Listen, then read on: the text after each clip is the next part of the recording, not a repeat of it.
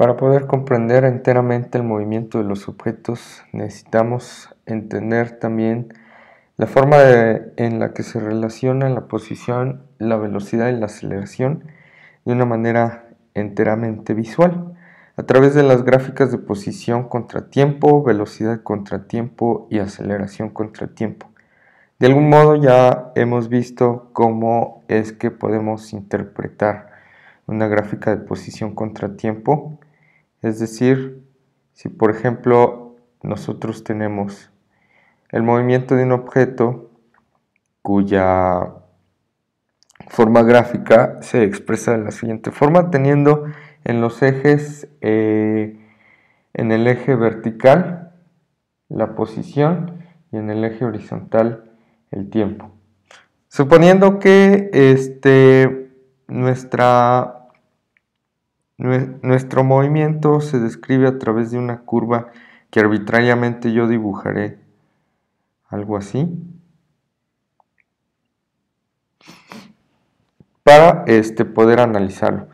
Habíamos visto, independientemente de cómo se viera la gráfica, que la definición para velocidad en términos de la velocidad instantánea, es decir, la derivada de la posición con respecto al tiempo, pues lo que significa es básicamente visualizar la forma en la que la pendiente de la gráfica va cambiando conforme el tiempo transcurre. Y eso es precisamente lo que sucede cuando estamos haciendo la derivada de una función. Esta línea roja representa la función de la posición en el tiempo. Cómo va cambiando la pendiente de la recta tangente de esta curva a través del tiempo es lo que nos va a estar describiendo la velocidad. Entonces, estrictamente, si yo, por ejemplo, veo cuál es la pendiente en este punto, puedo decir que es casi cero, pero no precisamente cero. En este otro punto la pendiente es un poco mayor que 0 y es positiva. En este punto la pendiente es aún más, aún más positiva y luego empieza a bajar de tal grado que llega un punto en el que la pendiente se hace aquí totalmente 0. Recordando, cuando va hacia arriba es una pendiente positiva, entre más hacia el sentido vertical, más positiva es. Si tenemos una pendiente plana o totalmente horizontal, pues entonces es una pendiente de 0, y si la pendiente va hacia abajo, pues es una pendiente negativa. ¿Qué es lo que sucede aquí, no? Empezamos a tener una pendiente negativa y luego aquí empieza a crecer un poco más, ¿sí? Es decir, de un valor negativo se va haciendo cada vez menos negativo. Pero precisamente estos son los valores que nos interesan a la hora de nosotros tratar de graficar nuestra gráfica de velocidad contra tiempo, de tal forma que si yo la dibujo aquí, por ejemplo, ¿qué obtendríamos? Bueno, específicamente, como ya les comenté, pues es la forma en la que la pendiente va cambiando. Entonces aquí tenemos el tiempo y aquí la velocidad en el eje X. Bueno, pues justamente vamos a tener los cambios de esta pendiente. Como es una derivada, generalmente aquí se tratan de, se bajan estrictamente baja la potencia máxima con la que la expresión matemática de la posición está descrita, pero como no tenemos una expresión matemática para esta función arbitraria en rojo que yo dibujé, pues simplemente vamos a tener la descripción de las pendientes. Entonces aquí yo empecé con una pendiente positiva, diferente de 0. Entonces empieza algo así, empieza por un valor positivo diferente de 0 y esta va creciendo hasta un cierto punto, ¿no? Crece hasta un cierto punto y lo voy a hacer de forma lineal. ¿Hasta qué punto? bueno, pues yo tengo aquí mi descripción directa de que en este punto cambió la forma en la que la gráfica se movió. Entonces la voy a poner en este punto. Hasta ese punto la gráfica lo que hace es que cambia de curvatura. En cálculo así se le conoce, es decir, de una curvatura cóncava a ser una curvatura convexa. ¿Qué significa esto en términos de las pendientes? Bueno, de ser un valor casi cero, crece, y luego en este punto que creció empieza a decrecer hasta llegar a otro punto cero. Entonces este otro punto en donde la pendiente es cero justamente también es importante porque también se hace un parteaguas en nuestra gráfica, de tal forma que si yo grafico a partir de aquí, de una pendiente muy positiva empieza a decrecer a una pendiente casi cero. Entonces se vuelve casi cero. Me lo dibujo un poquito mejor. Bueno, imaginen que son líneas rectas. Después aquí hay otro cambio de curvatura, pero en este caso de ser una pendiente cero se vuelve una pendiente cada vez más negativa. En donde se hace el cambio de curvatura podemos observar aquí una curvatura hacia abajo, es decir, como si dobláramos nuestra mano, tendríamos la palma hacia abajo, y en este caso si dobláramos nuestra mano sería la palma hacia arriba. Es decir, el cambio de curvatura se realiza más o menos en este punto, aproximadamente, en donde de un valor de pendiente 0 se vuelve un valor de pendiente negativo. ¿Sí? Entonces esta pendiente 0 empieza a volverse más negativa conforme llega a este otro punto, es decir, del 0, que es justo donde pasa en el eje corta el eje T. Entonces ahí pasa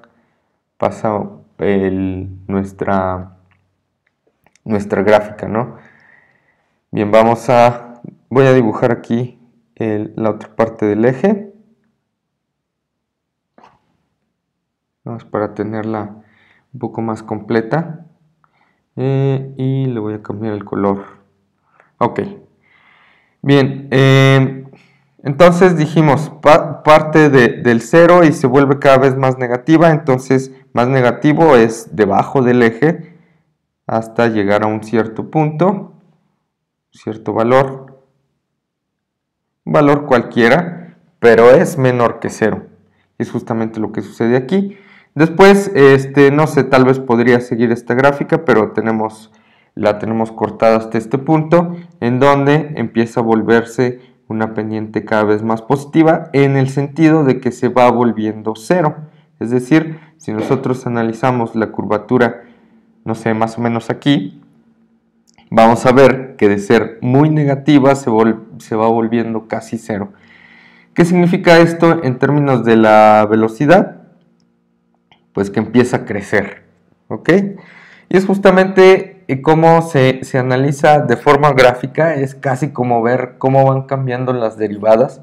Incluso lo podemos ver a partir de tener una función en x, es decir, una función de la posición, la derivamos una vez, vamos a obtener la función que representa la velocidad, y muy probablemente encontremos cosas así. Entonces, ¿qué significan estas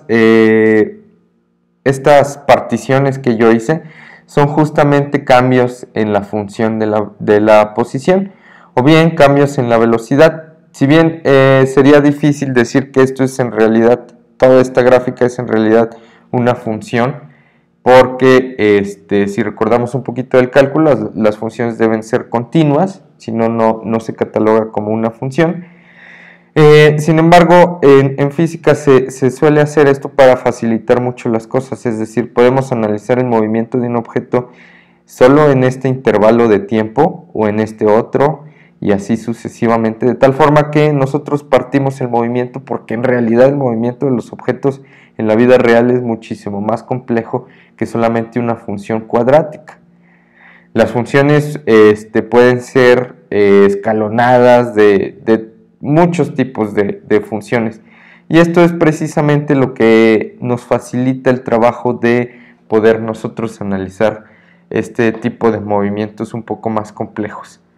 Bien, vamos a ver qué es lo que sucede ahora con la gráfica de la aceleración. Si bien nosotros sabemos que la aceleración en x es igual a la derivada de la segunda derivada de la posición con respecto al tiempo. Ok, es la segunda derivada, o bien también habíamos dicho que es la derivada de la velocidad con respecto al tiempo. Ok, siendo así, significa que nosotros podemos analizar cómo va cambiando la pendiente ahora en la gráfica de la velocidad, y de esta forma obtener una gráfica para la aceleración. Entonces vamos a ver cómo esto va cambiando, de tal forma que nosotros tenemos nuestros ejes aceleración y tiempo, teniendo los ejes de esta forma. Aquí tal vez también voy a necesitar el eje negativo.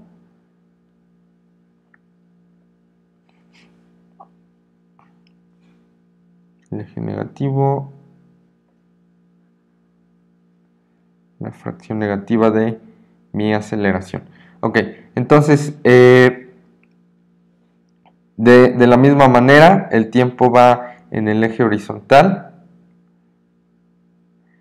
y por supuesto mi variable es esta aceleración. Ok, entonces vamos a observar cómo va cambiando la pendiente. Aquí es mucho más fácil de observar. En este punto tengo una pendiente positiva diferente de 0, en este otro punto positiva diferente de 0, y en este otro punto positiva diferente de 0. Aquí hace un cambio brusco y se hace una pendiente negativa, negativa, negativa, sigue negativa, y con el mismo valor de la pendiente sigue negativa, cambio y positiva.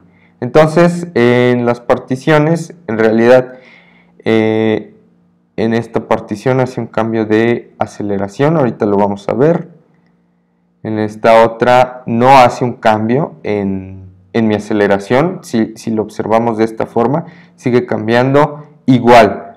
Es decir, tengo el mismo valor de la pendiente. A pesar de que cruzó por el eje horizontal del tiempo, en realidad no cambió la pendiente, entonces no tendría por qué cambiar en mi valor de aceleración. Sin embargo, lo voy a poner nada más para que nos demos cuenta más adelante qué es lo que sucede. Y aquí hace otro cambio en el cual tenemos un cambio en la aceleración. Bien, ¿qué sucede entonces? La aceleración positiva diferente de 0, aquí constante, es la misma pendiente para cada punto dentro de este intervalo de tiempo.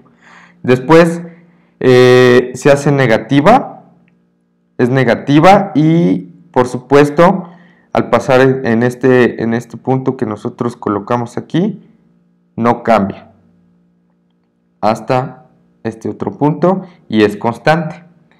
Después se hace positiva y tal vez sea un valor diferente a esta otra. Parece ser que tienen más o menos la misma pendiente, aunque yo lo veo un poco más accidentado, ¿no? más hacia arriba.